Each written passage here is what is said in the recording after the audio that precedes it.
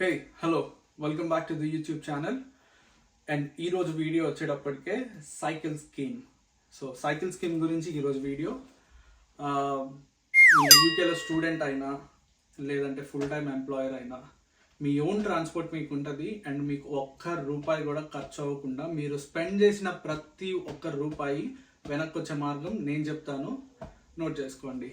And వీడియోలోకి వెళ్ళిపోదాం మనం.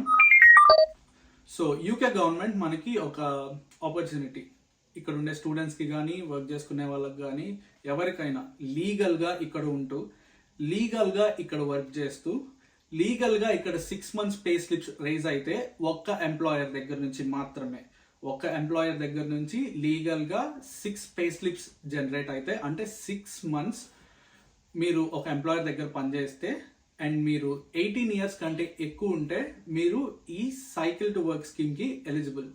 సో మీరు ఎలిజిబుల్ అని మీరు అనుకుంటే నెక్స్ట్ ప్రాసెస్ ఎలా చేయాలో చెప్తాను, వినండి. సో మీ ఎంప్లాయర్ దగ్గరికి వెళ్ళండి.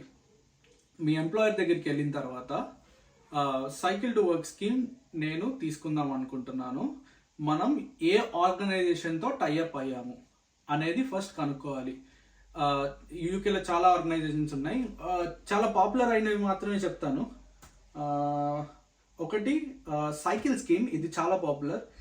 గ్రీన్ కమ్యూట్ ఇనిషియేటివ్, ఇది కూడా చాలా పాపులర్. సో ఇవి రెండు మోస్ట్లీ 99% షాప్స్ అన్ని ఇవి యాక్సెప్ట్ చేస్తాయి. And bike to work and cycle solutions, ఇవి కొంచెం మరి అంత పాపులర్ కాదు, కొన్ని షాప్స్ మాత్రం యాక్సెప్ట్ చేస్తాయి. సో మీ ఎంప్లాయర్ దగ్గర నుంచి కనుక్కున్న తర్వాత ఏదో ఒక సైకిల్ షాప్కి వెళ్ళండి. సైకిల్ షాప్కి వెళ్ళిన తర్వాత ఏ సైకిల్ తీసుకోవాలనేది మీరు డిసైడ్ చేసుకోవాలి. ఎలక్ట్రిక్ సైకిలా, నాన్ ఎలక్ట్రిక్ సైకిలా? నాన్ ఎలక్ట్రిక్ సైకిల్ తీసుకునేటట్టయితే నేను సైకిల్ టు వర్క్ స్కీమ్ తీసుకోవద్దు అనే చెప్తాను. ఎందుకు అంటే నార్మల్ సైకిల్ మీరు తీసుకోవాలి అనుకుంటే ఫేస్బుక్ మార్కెట్ ప్లేస్లో కానీ ఈబేలో కానీ 50 నుంచి 100 pounds మధ్యలో చాలా మంచి సైకిల్స్ దొరుకుతాయి. సో దానికోసం ఇంత టైం అండ్ ఇంత మనీ ఇన్వెస్ట్ చేయాల్సినంత అవసరం లేదు. అండ్ మీరు నాన్ ఎలక్ట్రిక్ సైకిల్ అయితే ఆబ్వియస్లీ మీరే తొక్కాల్సి వస్తుంది. అండ్ షిఫ్ట్లకు కానీ కాలేజెస్ కానీ వెళ్ళేటప్పుడు మీరే అలసిపోతారు. సో అవైతే వద్దు అని చెప్తాను. ఇఫ్ మీ కమ్యూట్ 3 miles కానీ 4 miles కానీ అంతకంటే తక్కువ ఉంటే మాత్రం నార్మల్ సైకిల్ తీసుకోండి, నో ప్రాబ్లం. 3-4 miles కంటే ఎక్కువ ఉంటే, ఒక 5 miles అట్లా ఎక్కువ ఉంటే మీరు ఎలక్ట్రిక్ సైకిల్ తీసుకోవటం ద బెస్ట్ చాయిస్. మీకు టైం సేవ్ అవుతుంది, మీకు మనీ సేవ్ అవుతుంది, and also me own transport మీకు ఉంటుంది. అండ్ అయిపోయిన తర్వాత షాప్కి వెళ్ళి మనము ఏ సైకిల్ తీసుకోవాలో డిసైడ్ అవ్వాలి. సో ఎలక్ట్రిక్ బైక్స్లో రేంజ్ అని ఉంటుంది. రేంజ్ అంటే ఎంత డిస్టెన్స్ ఒకసారి సైకిల్ ఛార్జింగ్ ఫుల్ ఛార్జ్ పెడితే ఎంత డిస్టెన్స్ ట్రావెల్ చేస్తుంది. సో అవి కనుక్కోండి. లెట్సే మీరు ఆఫీస్కి కాలేజ్కి మొత్తం ఒకసారి ఇంట్లోంచి బయటకు వెళ్తే మళ్ళీ ఇంటికి రావడానికి ఎన్ని మైల్స్ కవర్ చేస్తారు?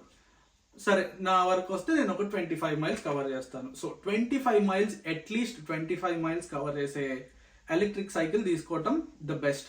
సో నా నేను 25 miles ట్రావెల్ చేస్తాను కాబట్టి, రోజు కమ్యూట్ చేస్తాను కాబట్టి నాకు ఒక 40 miles సేఫ్ సైడ్, ఎక్కడికైనా ఎమర్జెన్సీగా ఎక్కడికైనా వెళ్ళాల్సి వచ్చినా ఛార్జింగ్ ఉంటుంది. సేఫ్ సైడ్గా ఒక 40 miles రేంజ్ కవర్ చేసే బైసైకిల్ తీసుకోమని నేనైతే సజెస్ట్ చేస్తాను. అండ్ తర్వాత సో ఈ సైకిల్ మనం ఏ సైకిల్ తీసుకోవాలో డిసైడ్ చేసుకున్న తర్వాత దాని ప్రైస్ నోట్ చేసుకోవాలి. ఆ ప్రైస్ నోట్ చేసుకున్న తర్వాత యాక్సెసరీస్, ఇవి చాలా ఇంపార్టెంట్ యూకేలో. హెల్మెట్ ఖచ్చితంగా తీసుకోండి, safety it is the first priority. And lights, mostly electric bikes అన్ని లైట్స్తో వస్తాయి, కానీ లైట్స్ ఉన్నా కానీ మీరు అడిషనల్గా ఇంకొక లైట్స్ తీసుకోవడం బెటర్. సో నైట్ టైం మీరు కమ్యూట్ చేసేటప్పుడు కొన్ని ప్లేసెస్లో అండ్ కంట్రీ సైడ్లో మోస్ట్లీ లైట్స్ ఉండకపోవచ్చు. సో అక్కడ ఉండే వాళ్ళకి యూజ్ అవుతుంది. తర్వాత లాక్స్, ఖచ్చితంగా 2 locks తీసుకోండి. 2 locksతో సైకిల్ని లాక్ చేయండి. యూకేలో అండ్ లండన్లో సైకిల్స్ చాలా దొంగతనం చేస్తారు. మీరు రోడ్డు మీద ఎక్కడ చూసినా సైకిల్ డాకింగ్ స్టేషన్స్లో టైర్లు తీసేసుకొని వెళ్ళిపోతారు, సైకిల్ మీద ఉండే కాంపోనెంట్స్ తీసేసుకొని వెళ్ళిపోతారు. సో అలా దొంగతనాలు చాలా జరుగుతాయి. సో దొంగతనం చేసిన సైకిల్ దొరికిద్దా అంటే ఎవరికి దొరకదు, ఎందుకంటే అది యూకేలో అమ్మరు. మొత్తం రాత్రికి రాత్రి దొంగలిచ్చి ఒక కంటైనర్లో పెట్టి వేరే కంట్రీకి షిఫ్ట్ చేసి అక్కడ అమ్ముకుంటారు. అంత పెద్ద దందా నడుస్తుంది ఇక్కడ. సో వీటన్నిటికి మనం చెక్ పెట్టాలి అంటే అట్లీస్ట్ 2 locks తో కనుక మంచి స్ట్రాంగ్ అండ్ స్టడీ లాక్స్తో మనం సైకిల్ లాక్ చేయగలిగితే మన సైకిల్ సేఫ్. అండ్ 3 దీంతో పాటు ఫోన్ హోల్డర్. సో సైకిల్కి ఫోన్ని మౌంట్ చేసే డివైస్ ఒకటి ఉంటుంది, ఒక చిన్న యాక్సెసరీ లాంటిది. సో అది కూడా తీసుకోవటం మర్చిపోమాకండి, ఎందుకంటే మనం రూట్స్ అవన్నీ నావిగేట్ చేసుకోవడానికి, మ్యాప్స్ పెట్టుకోవడానికి ఈజీగా ఉంటుంది. సో మెయిన్ ఈ ఫోర్ తీసుకొని అంటే జస్ట్ లిస్టప్ చేసుకొని వాటి ప్రైస్ ఎంత, ఒక్కొక్క దాని ప్రైస్ ఎంత, ఆ ప్రైస్ మొత్తం కలిపితే ఒక వాల్యూ వస్తుంది. ఫర్ సపోజ్ నేను ఈ ప్రొడక్ట్స్ అన్ని నేను కొంటే నాకు ఎంత పడుతుంది, యావరేజ్గా సైకిల్ అండ్ యాక్సరీస్ అన్నీ కలిపి 1200 అని వేసుకుందాం, 1200 pounds. నేను సజెస్ట్ చేసేది వచ్చేటప్పటికే సైకిల్ అట్లీస్ట్ 600 pounds నుంచి 1000 pounds సైకిల్ మధ్యలో ఉండేటట్టు చూసుకోండి. సో ఆ ప్రైస్ రేంజ్లో కనుక మీరు తీసుకోగలిగితే మీరు 42 to 47% ట్యాక్స్ని సేవ్ చేస్తారు. ఆ ట్యాక్స్ ఎలా సేవ్ చేస్తారో కూడా ముందు చెప్తాను. అండ్ ఇవన్నీ తీసుకున్న తర్వాత, అంటే ఇవన్నీ నోట్ చేసుకున్న తర్వాత ఫైనల్ వాల్యూ ఒకటి వస్తుంది. మన ఎగ్జామ్షన్ ప్రకారం 1200 అనుకుందాం. సో ఈ 1200 మీ ఎంప్లాయర్ దగ్గరికి వెళ్ళి అడగండి. మర్చిపోయాను, ఇంతకుముందు మీ ఎంప్లాయర్ ఒక ఆర్గనైజేషన్ పేరు చెప్తారు కదా, సైకిల్ టు వర్క్ స్కీమ్ ఏ ఆర్గనైజేషన్ నుంచి తీసుకుంటున్నామని. ఈ షాప్లో వాళ్ళని అడగండి మీ ఆర్గనైజేషన్ వౌచర్ యాక్సెప్ట్ చేస్తారా లేదా అని. వాళ్ళు యాక్సెప్ట్ చేస్తారు అంటే ఈ ప్రాసెస్ ఫాలో అవ్వండి అండ్ వచ్చిన వాల్యూ తీసుకెళ్ళి మీ ఎంప్లాయర్కి చెప్పండి. సో మీ ఎంప్లాయర్కి ఏమని చెప్తారు, ఇప్పుడు 1200 pounds వౌచర్ నాకు కావాలి. ఓకే, వాళ్ళు రైజ్ చేస్తారు, 2 weeksలో మీకు వౌచర్ వచ్చేస్తుంది. వౌచర్ తీసుకొచ్చిన తర్వాత ఈ నోట్ చేసుకున్న లిస్టింగ్ అంతా ఉంటుంది కదా, సో ఇది మొత్తం కలిపి ఈ షాప్ వాడికి ఇస్తే ఆ షాప్ వాడు cycle to work scheme process చేస్తాడనమాట. ప్రాసెస్ చేసి మనకి సైకిల్ చేతిలో పెడతాడు. ఇంకా 1 year దాకా మనకి షాప్ వాడికి ఎంప్లాయర్కి ఎట్లాంటి సంబంధం లేదు ఈ సైకిల్కి సంబంధించి. సో ఎవ్రీ మంత్ నీకు నీ గ్రాస్ శాలరీ అంటే నువ్వు మొత్తం ఎర్న్ చేసిన శాలరీ ఎంతైతే ఉందో ట్యాక్స్ కట్ అవ్వకుండా నీ శాలరీ మొత్తం ఎంతైతే ఉందో దాంట్లో నుంచి ఈ ఈఎంఐ కట్ చేస్తారనమాట. సో లెట్స్ సే ఒక యావరేజ్ స్టూడెంట్ 1000 pounds ఎర్న్ చేస్తున్నాడు అనుకుందాం. యావరేజ్గా 1000 pounds ఎర్న్ చేస్తుంటే గ్రాస్ శాలరీ ఈ 1200 సైకిల్ తీసుకున్నాం కదా, సైకిల్ అండ్ యాక్సరీస్ మొత్తం కలిపి 1200 అయింది. దాన్ని 1 year కిందకి ఈఎంఐకి తీసుకుంటాం అనమాట. కొంతమంది 2, 3, 4, 5 yearsకి కూడా తీసుకుంటారు, బట్ నేనైతే స్ట్రాంగ్గా 1 yearకి తీసుకోమని చెప్తాను. సో 1 yearకి తీసుకుంటే so 12 divided by 12, 100 pounds per month. So 100 pounds per month అంటే నువ్వు సంపాదించిన ఈ 1000 poundsలో 100 pounds ఈఎంఐ కిందకి పోతుంది, సైకిల్ ఈఎంఐ కిందకి పోతుంది. సో పోయిన తర్వాత 900 మిగులుతుంది కదా, ఆ 900 poundsకి మాత్రమే నీకు ట్యాక్స్ చేస్తారు. నువ్వు సంపాదించిన మొత్తం సంపాదనకి కాకుండా నువ్వు ఎంతైతే నీ ఈఎంఐ కట్టేస్తావో సైకిల్కి, ఆ మిగిలిన దానికి మాత్రమే ట్యాక్స్ కడతావు అనమాట. అంటే స్లాబ్ రేట్ కొంచెం తగ్గొచ్చు అండ్ చాలా వరకు ట్యాక్స్ సేవ్ చేయొచ్చు. So cycle scheme and government చెప్పేదాని ప్రకారం అయితే same as it is 42 to 47% మధ్యలో మీరు ట్యాక్స్ అండ్ మనీ అనేది సేవ్ చేసుకోవచ్చు అనమాట.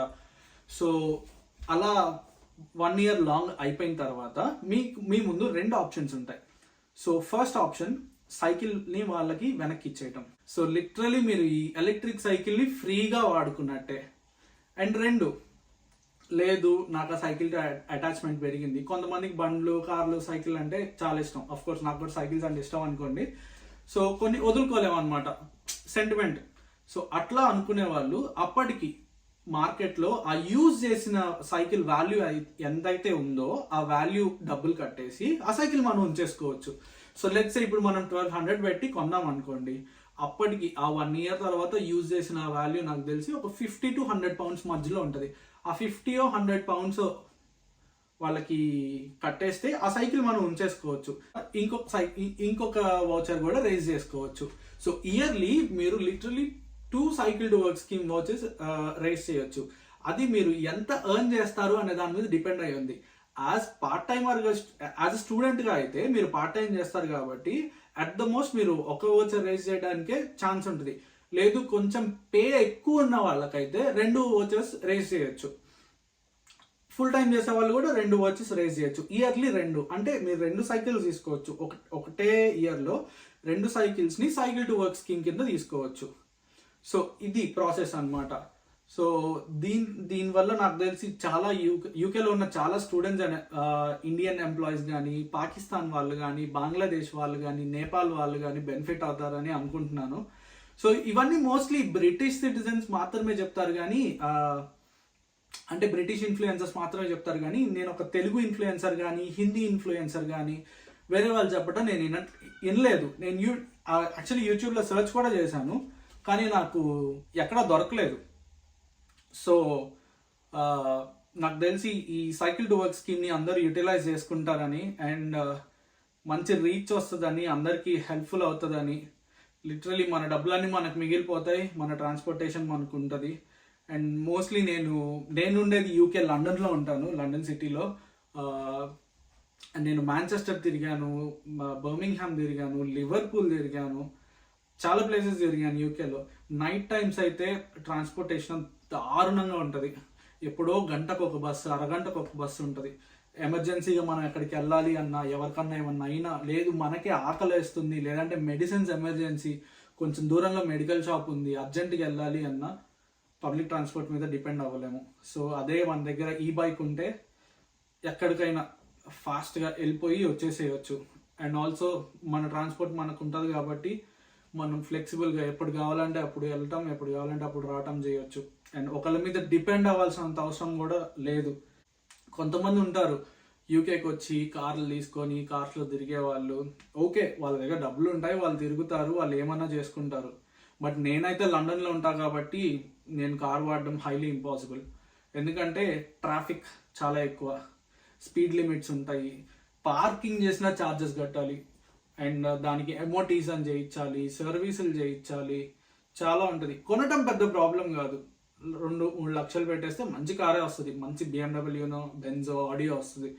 అవి కొనటం పెద్ద మ్యాటర్ కాదు. తర్వాత మెయింటెనెన్స్ చాలా ఉంటుంది, అండ్ ప్రతిసారి పార్కింగ్కి డబ్బులు కట్టాలి అంటే మనకి వచ్చే డబ్బుల్లో అవ్వదు. సో అవన్నీ సేవ్ చేసుకోవడానికే ఇది చెప్తున్నాను అనమాట.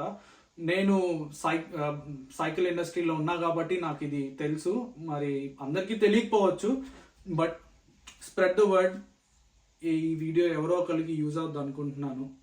సో దీనివల్ల ఎవరన్నా బెనిఫిట్ అయితే కిందకు వచ్చి కామెంట్లో నాకు థ్యాంక్స్ అని చెప్పండి.